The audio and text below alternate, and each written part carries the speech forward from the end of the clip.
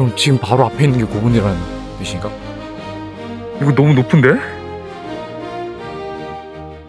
와, 이거는 원래 산을 좀 깎아서 고분처럼 만든 거.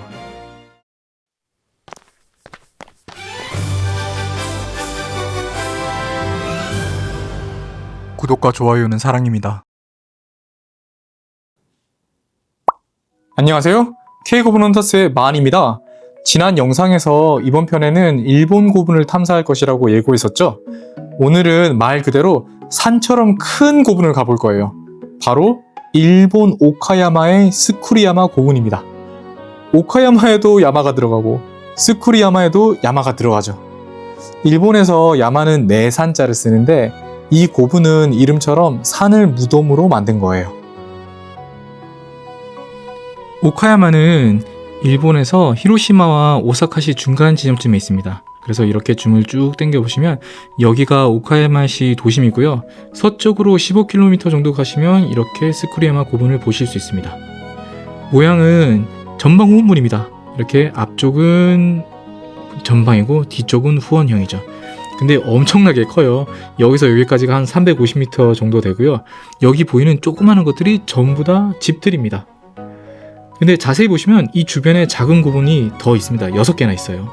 그 중에 이 고분이 가장 유명해요. 여기 보시면 이것도 역시 전방 후원물인데 전방분에 있는 네모가 굉장히 작죠. 귀엽게 생겼어요. 그래서 이거를 생긴 게 가리비처럼 생겼다고 해서 호타테가다 고분이라고도 불립니다. 이곳은 석실이 화려한 문양으로 굉장히 유명한데 나중에 따로 소개해 드릴게요. 이렇게 주 무덤 옆에 작은 무덤을 딸린 무덤 혹은 배장 고분이라고 부릅니다. 이런 건 우리나라에도 흔한데 대표적으로 송악동 고분군이 있죠. 경상남도 고성군에 있고요. 소가야 시대의 고분이라고 합니다. 유네스코 세계유산이기도 하니까 꼭 한번 가보세요. 자, 그럼 우리는 스쿠리야마 고분으로 직접 가보겠습니다. 그 전에 제가 지난 영상에서 조금 잘못 말씀드린 부분을 짚고 넘어가려고 합니다. 제가 세계에서 가장 넓은 고분인 다이센 고분의 길이가 해자를 포함해서 500m쯤 된다고 말씀드렸는데 이거는 해자를 뺀 길이를 착각한 것이었어요. 해자를 포함하면 길이가 840m나 됩니다. 이 영상을 시청하시는 한 일본인 구독자가 알려주셨어요. 아리가또 고자이마스. 제가 예전에 여기를 한 바퀴 돈 적이 있었는데 그때 거의 1시간 가까이 걸렸던 것으로 기억을 해요. 고분 크기에 대한 자세한 내용은 제 채널에 별도의 영상으로 올려둘 테니 많은 시청 바랍니다. 자, 그럼 이제 스쿠리야마 고분으로 가보시죠. 먼저 비행기를 타고 오사카로 갑니다. 거기서 신칸센을 타고 오카야마로 가면 됩니다. 한 40분 정도 걸리고요. 거기서 다시 버스를 타고 스쿠리야마 고분이 있는 마을로 가면 됩니다. 이건 버스로 한 1시간 정도 걸리는데요. 근데 문제는 버스가 하루에 4대밖에 없어요. 그래서 절대 놓치면 안 됩니다.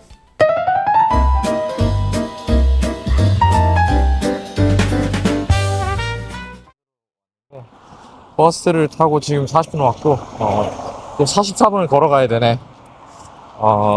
한번 걸어가 보겠습니다. 여기 많은 고분들이 시골이 많긴 한데 여기는 진짜 역대급 시골이네요. 지금 3분의 2쯤 왔고 이 길 따라서 이제 한 10분? 15분쯤 걸으면 스쿠리야마 고분이 나온다고 하네요. 고분으로 가는 길에 논이 넓게 펼쳐져 있었어요. 1500년 전에도 당연히 논이 많았겠죠. 농사를 크게 지었을 거고, 그러니까 사람들도 많이 살았을 거고, 그러니까 왕도 생기고 고분도 생겼겠죠. 지금 여러분 눈앞에 펼쳐진 것이 바로 스쿠리야마 고분입니다. 저는 처음 봤을 때 멀리서 보고 산인 줄 알았어요. 알고 보니까 왼쪽 밑에 작게 사인이 있더라고요. 보시다시피 고분이 엄청 높습니다. 원래 구릉이 있던 곳을 인위적으로 깎아서 고분을 만든 것으로 보여요. 발 밑에 메뚜기가 엄청 많더라고요.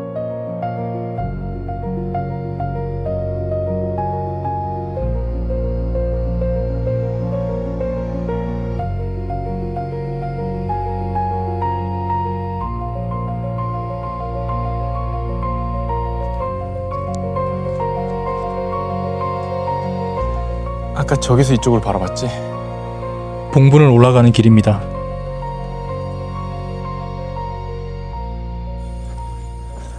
이쁜 종을 달아놨네.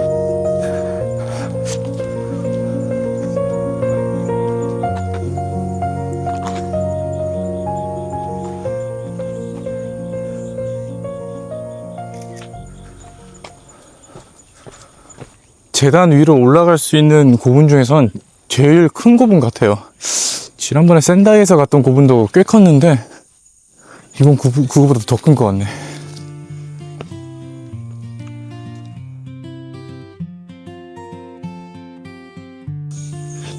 이쪽으로 하면 되나?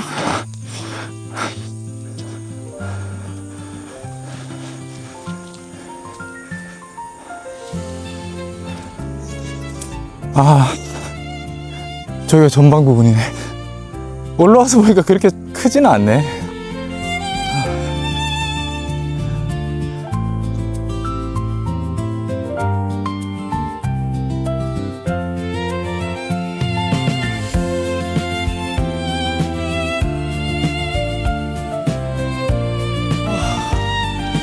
바람 되게 시원하다.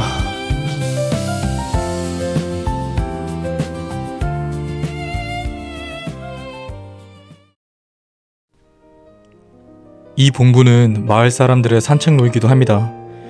지금부터 저와 함께 걸으면서 이 고분이 1000년 넘게 흙 속에 묻어둔 이야기를 하나씩 들려드리겠습니다. 스쿠리야마 고분은 일본에서 일반인이 자유롭게 올라갈 수 있는 가장 큰 고분입니다. 사실 크기로 1, 2, 3등인 다이센 고분, 오진천왕릉, 미산자이 고분은 모두 일본 덴노의 무덤으로 알려져 있습니다. 일본에서 덴노는 신적인 존재이기에 일반인의 접근을 엄격히 통제하고 있죠. 사실 네 번째로 큰 고분인 이 스쿠리야마 고분 역시 왕의 무덤이긴 합니다. 하지만 한 가지 차이가 있죠. 바로 여기 묻힌 왕은 현재 일본이 계승하는 야마토국이 아니라 당시 지방국가였던 기비노쿠니, 즉 기비국의 수장이었기 때문입니다. 기비국은 오카야마부터 히로시마까지의 영역을 다스리고 있었는데 고대 가야로부터 철을 무역을 하면서 큰 부를 얻은 나라로도 알려져 있습니다. 이 오카야마가 또 무엇으로 유명하냐면 바로 모모타로 이야기의 원조 소라가 나온 곳입니다. 일본의 서유기라고도 불리는 건데 주인공인 모모타로가 나쁜 도깨비인 우라를 무찌른다는 내용입니다. 근데 이 우라의 모델이 된 사람이 비운의 백제 왕자였다는 게 믿어지시나요? 이게 그냥 하나의 설이 아니라 학계의 정설에 가까워 보입니다. 일본 JR 라인의 하토리역에 가시면 이런 안내문이 적혀 있습니다.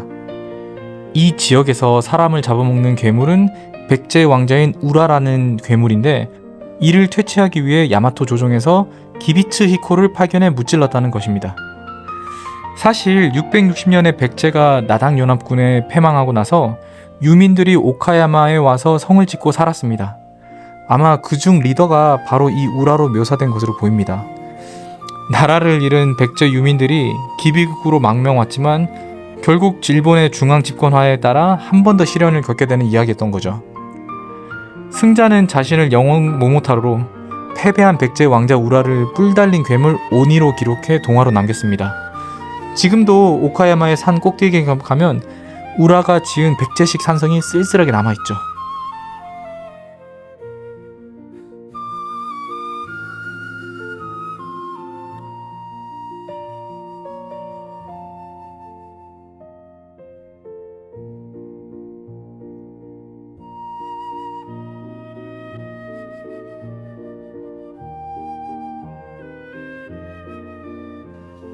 거대한 고분과 소박한 가정집이 공존하는 모습, 정말 묘한 분위기를 자아냅니다.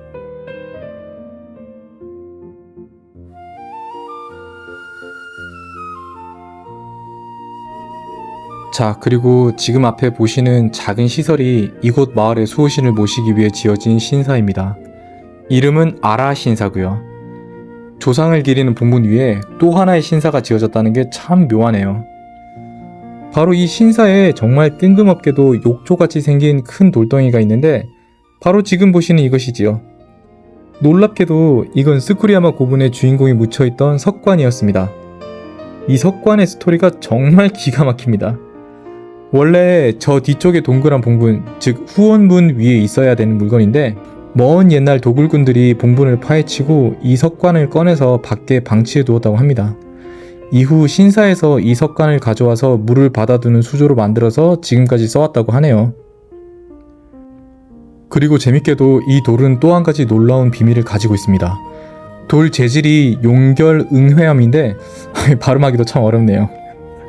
이름처럼 화산에서 분출된 돌입니다. 근데 이게 이 지역의 화산에서 온 게 아니라 바다 건너 큐슈의 아소산에서 가져온 돌입니다. 트럭도 크레인도 없던 시절에 그 무거운 돌을 배에 싣고 거친 세토 내해를 건너왔다는 것을 생각하면 이 무덤의 주인이 상당한 실력가, 다시 말해서 이 지역 수장이었다는 것을 짐작할 수 있겠죠? 지금은 신사 옆에 덩그러니 놓여서 초라하게 비바람을 맞고 있지만 1500년 전 가장 화려했던 기비국의 기억을 그대로 간직하고 있습니다. 그리고 일본 고분에서 발견되는 이 귀여운 인형 하니와를 아시나요? 일본의 고분에서 흔히 발견되는 대표 부장품인데 이 하니와의 원조가 바로 이곳 오카야마 현이었습니다. 처음부터 이렇게 동물이나 사람 모양의 원통형 도끼를 만든 것은 아니고요. 원래는 거대한 그릇 받침대였습니다. 아주 오래전 기비국에서는 왕의 장례식 때 황아리로 올려두는 거대하고 화려한 받침대가 있었는데 이를 특수기대라고 불렀습니다. 일본어로 도쿠슈기다이라고 부르죠.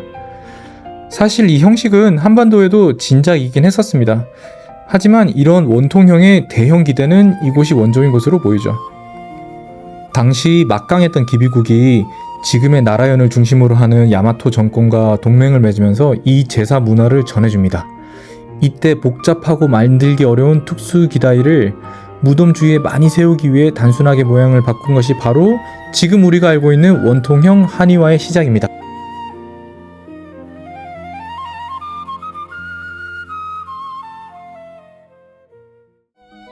여긴 이 마을의 주민센터 같아 보이네요. 그 앞에 이런 공지가 붙어 있었습니다. 번역하자면 고분의 발굴 조사 계획을 나타내는 도면인데요. 여기 보시면 레이와 7년도의 조사 예정지라고 적혀 있었어요. 그러니까 레이와 7년이 2025년 즉 올해거든요. 마침 올해 처음 발굴한 것은 아니고 구역을 나눠서 차근차근 발굴을 하는데 이번에 하는 발굴 지역을 이렇게 표시해 둔 거예요. 자, 오늘 탐사 어떠셨나요? 다음 편에는 이 스쿠레야마 고분의 배장 고분을 좀 더 설명해 드리고 거기서 나온 정말 흥미로운 부장품에 대해서 이야기하려고 합니다. 이걸 보시면 기비국과 백제만이 완전 가까운 나라였다는 것을 아실 수 있을 거예요. 그럼 다음 편에서 봐요. 안녕. 아, 맞다. 구독과 좋아요. 진짜 안녕.